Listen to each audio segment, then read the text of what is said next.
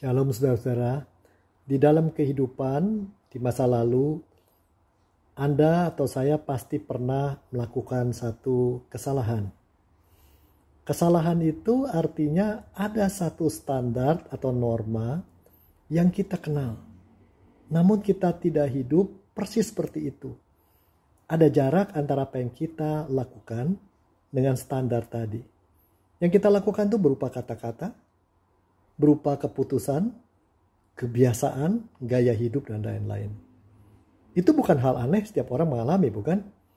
Namun, ada saat juga di mana karena tindakan kata-kata atau keputusan kita, ada orang dilukai. Orang terluka. Dan bisa juga diri kita terluka atau orang banyak terluka. Tapi yang lebih sedih adalah kalau orang yang dekat, yang kita kasihi justru yang paling terluka. Tidak sengaja, iya.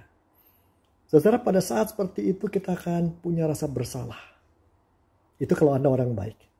Tapi bisa juga ada orang yang tidak pusing, ya sudah, itu udah kejadian, mau dibikin apa katanya. Dan bisa juga ada orang mengatakan, itu si karma. Mungkin dia pernah berbuat jahat di masa lalu harus mengalami itu.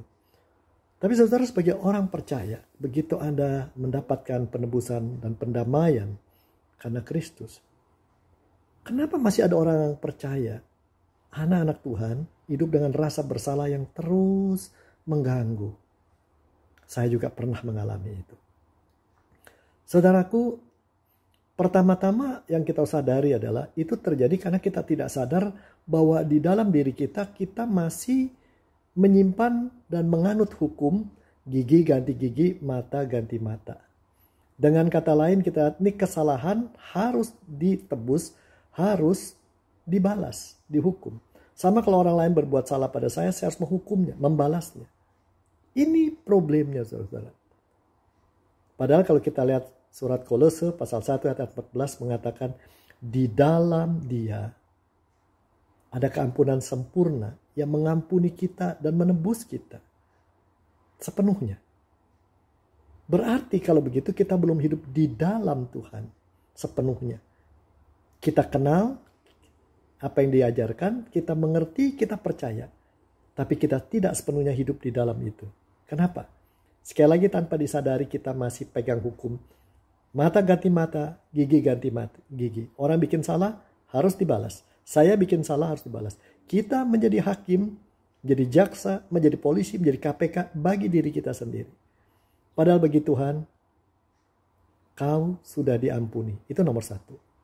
Nomor 2, kau sadar tidak sadar, aku ampuni. Nomor 3, orang dirugikan olehmu, terluka olehmu, aku jaga. Perjalanan masih panjang dan aku tidak biarkan dia sendiri. Selanjutnya, kau harus belajar melalui ini semua untuk tumbuh lebih mengerti kasih Tuhan jauh lebih besar daripada penggambaran kita.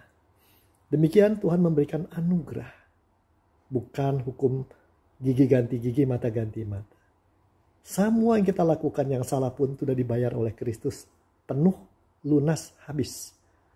Dan bukan hanya itu, setiap hari Roh Kudus akan menghibur kita dengan ingatan tadi. Roh Kudus akan membuat kita belajar dari hal itu.